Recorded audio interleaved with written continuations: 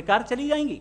अब आ जाएं उसी एग्जाम्पल की तरफ कि बॉल, मुझसे अगर कोई पूछे इस बॉल को किसने बनाया और या इस एक्सपेंडेड बॉल को किसने बनाया, मैं कहूंगा कि चूंकि ये यूनिवर्स और इस यूनिवर्स की तमाम चीजें कॉन्टिंजेंट हैं, कॉन्टिंजेंट होने का मतलब ये होता है कि जो अपने एग्जिस्टेंस पे किसी के ऊपर डिपेंड करती हो, तो जाहिर है ये यूनिवर्स कॉन्टिंजेंट है। और अगर कोई चीज कॉन्टिंजेंट नहीं है तो मैं रिक्वेस्ट करूंगा कि मुझे दिखा दें कि कौन सी चीज यूनिवर्स में कॉन्टिंजेंट नहीं है, हम भी जरा गौर कर लें और हम भी देख लें।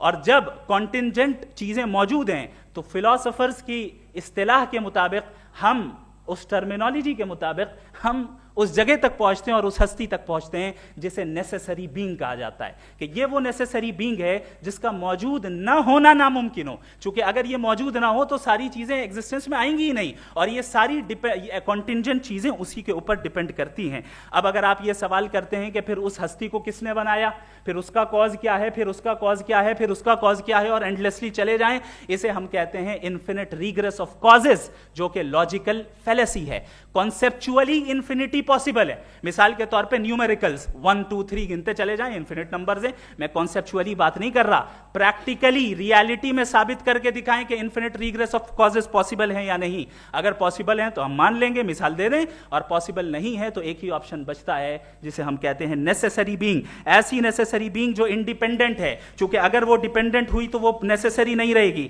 ऐसी इंडिपेंडेंट बीइंग जो इटर्नल है, अगर वो इटर्नल नहीं होगी, उसकी बिगिनिंग होगी तो वो खुद कॉन्टिंजेंट है। ऐसी बीइंग जो पावरफुल है, क्योंकि कॉन्टिंजेंट को एक्चुअलाइज करने के लिए पावर चाहिए। ऐसी बीइंग जो इंटेलिजेंट है और नॉलेजेबल है, क्योंकि ये यूनिवर्स स्पेसिफिक फॉर्म और स्पेसिफिक लॉज ऑफ नेचर के तहत प्रिसाइजली चल रहा है।